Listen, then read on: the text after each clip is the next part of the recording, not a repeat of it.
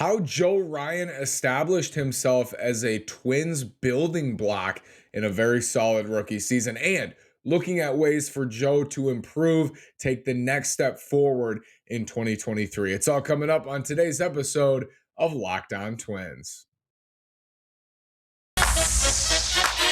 You are Locked On Twins, your daily Minnesota Twins podcast, part of the Locked On Podcast Network, your team every day.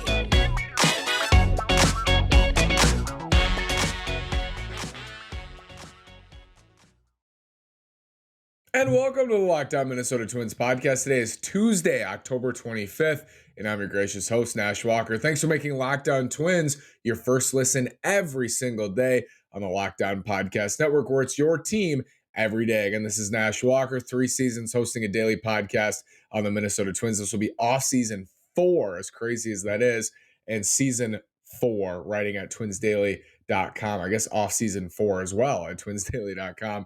I love the off season. I don't know if you can tell. Obviously, love the season.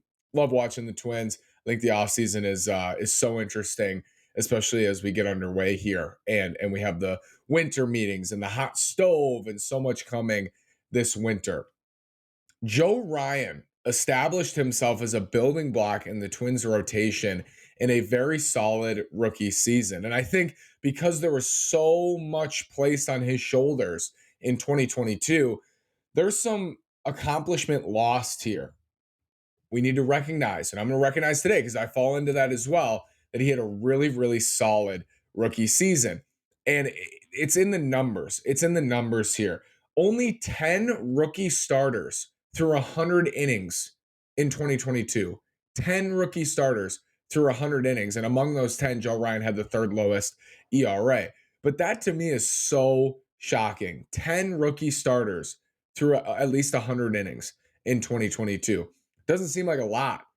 Those with rookie status, that does not seem like a lot at all. And I think a big part of this is there's ups and downs. You go up, you go down, you go back to AAA, you come back up, you get rocked, you go back down. That's life as a pitching prospect. That's life as a young pitcher.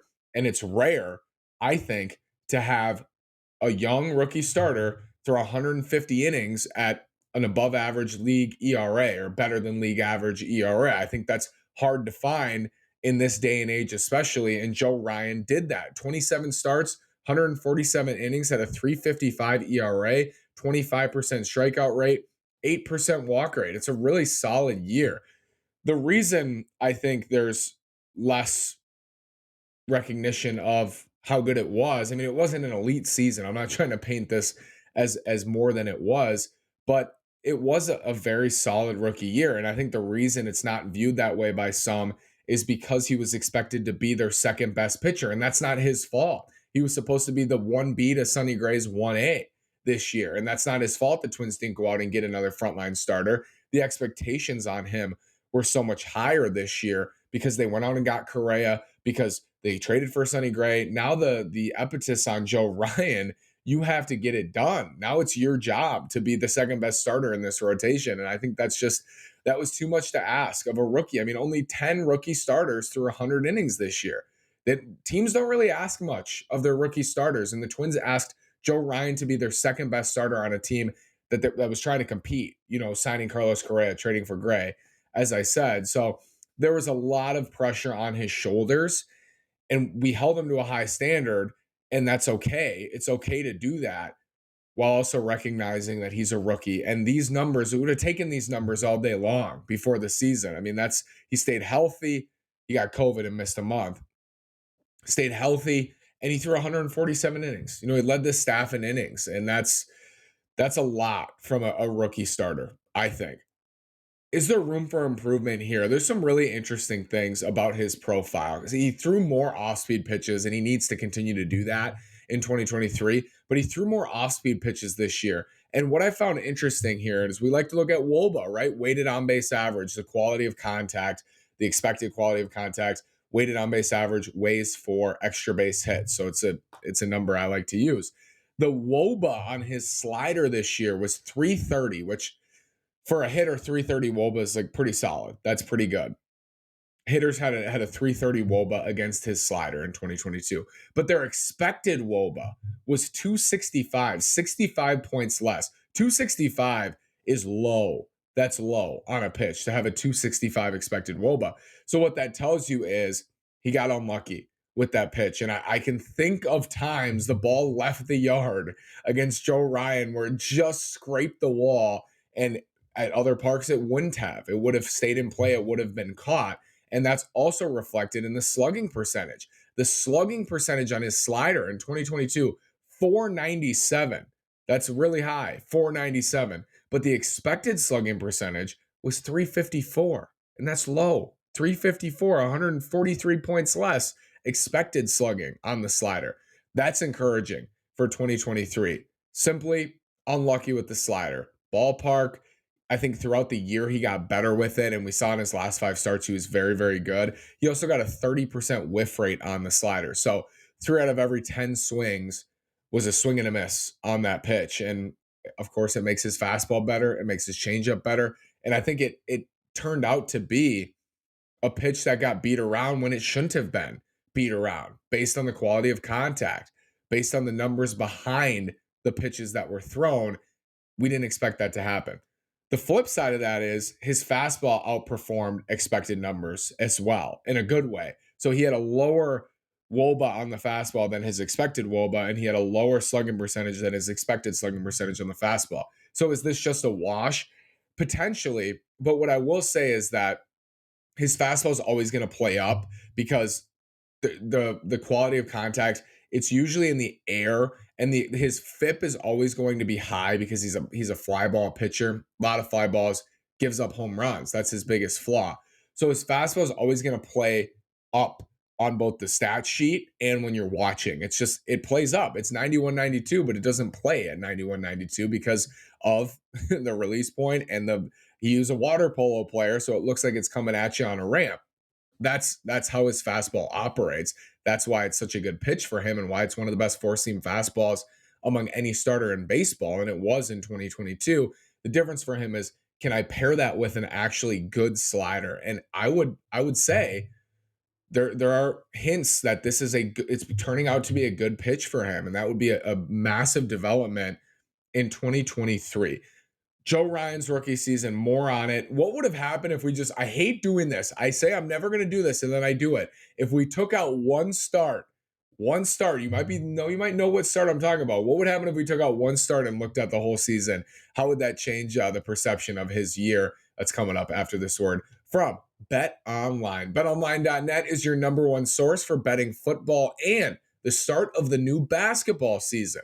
Find all the latest player developments, team matchups, news, podcasts, and in-depth analysis on every game. And as always, BetOnline remains your continued source for all your sports wagering information with live betting and up-to-the-minute scores for every sport out there.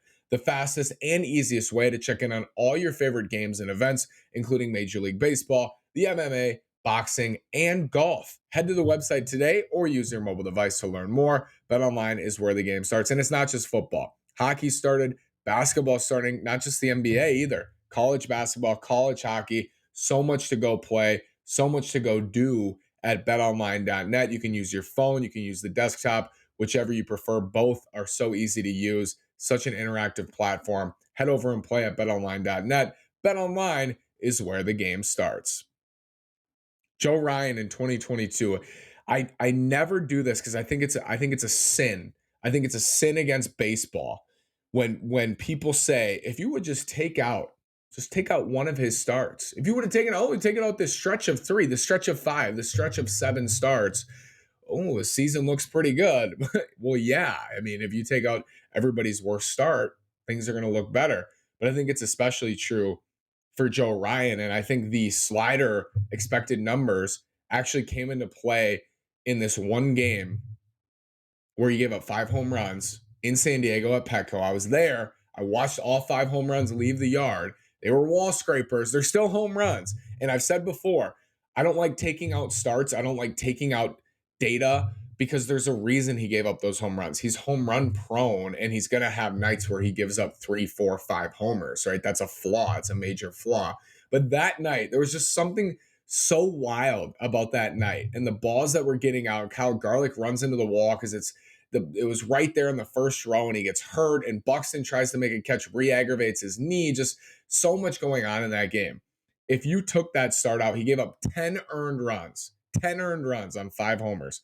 If you took that out, he would have had a 3.04 ERA in 142 and 1/3 innings. He would have had almost a sub 3 ERA on the season if he just never made that start in San Diego. I hate doing that. It's gross. I feel gross doing it, but I think it's worth mentioning. It's interesting. Like, what if he never would have made that start? I think the perception of his season would have been different because he just got rocked. He got rocked, and there were wall scrapers, okay? I watched those balls leave the yard. They were not exactly destroyed. Maybe 2 or 3 were, but there were multiple that were not. Manny got him, Luke Voigt got him, Ha-Seong Kim, I think, got him.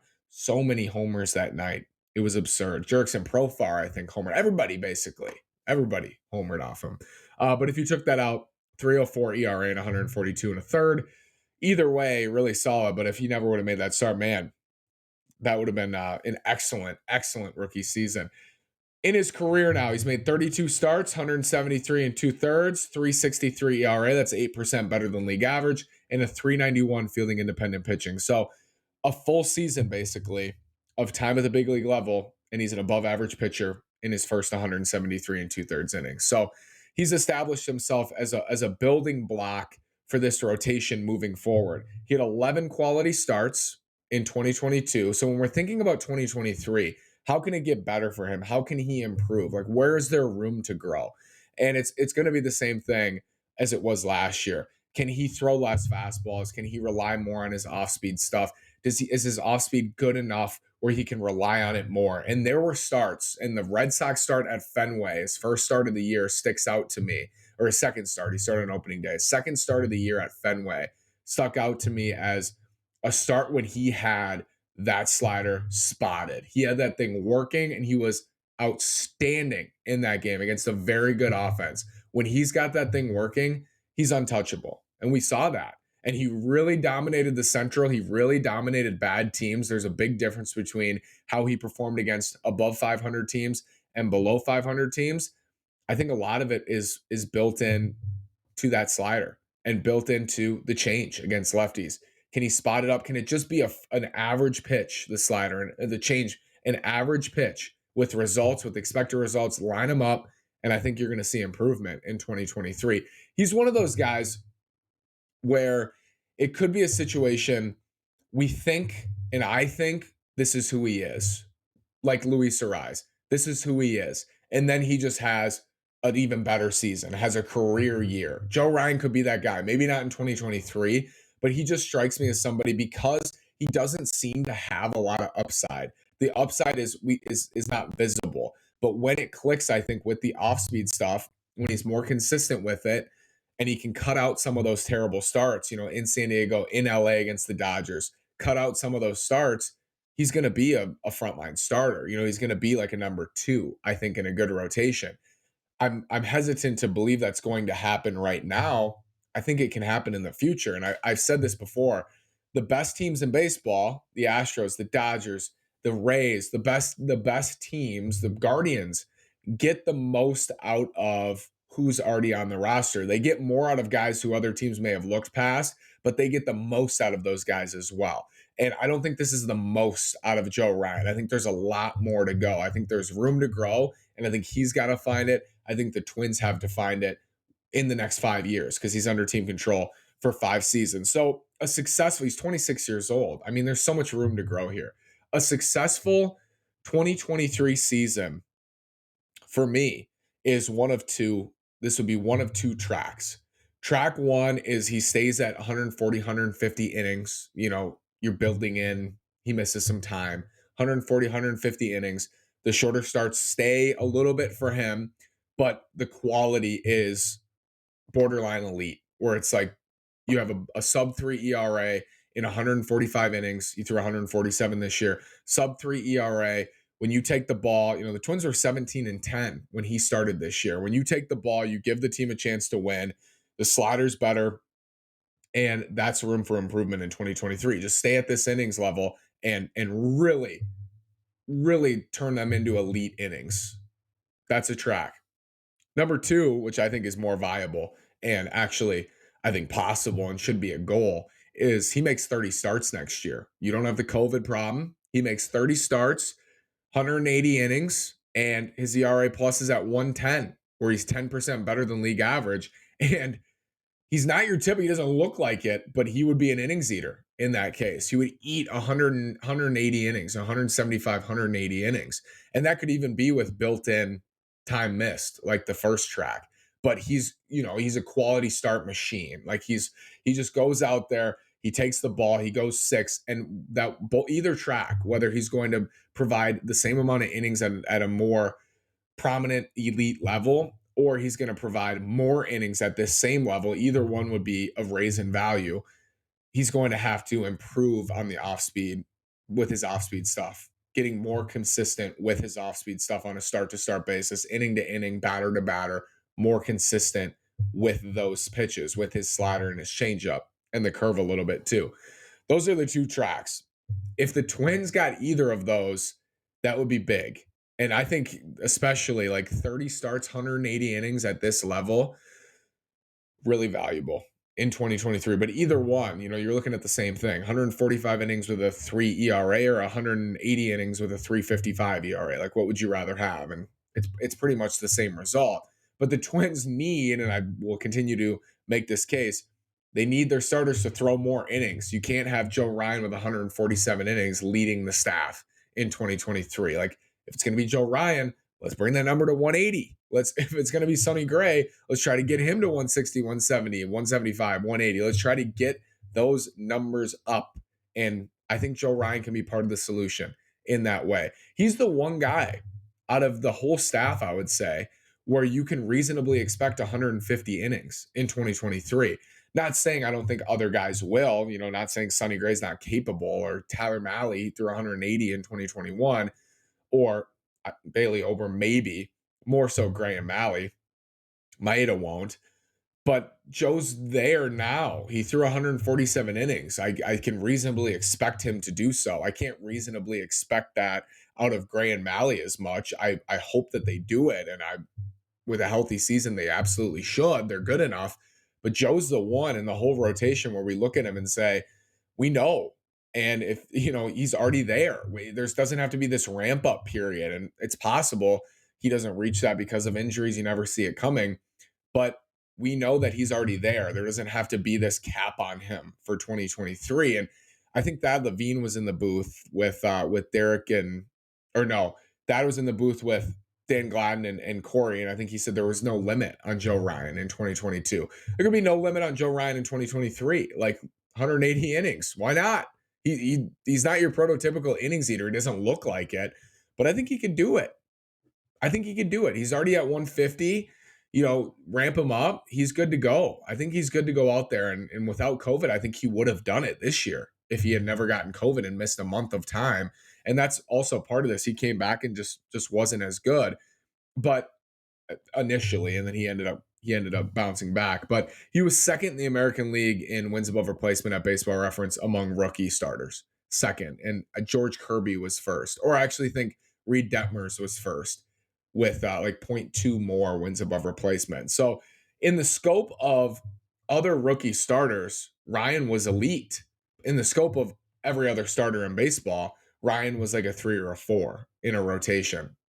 But you can't take away the fact that he was a rookie. He was a rookie doing this. So I would encourage, and I would almost caution to not believe this is it for Joe Ryan. I think there's absolutely room for improvement. And if he doesn't improve, I think on some levels, that'll be a missed opportunity. So if he goes back out there next year and he does the same thing, it's a good season, but he's no longer a rookie.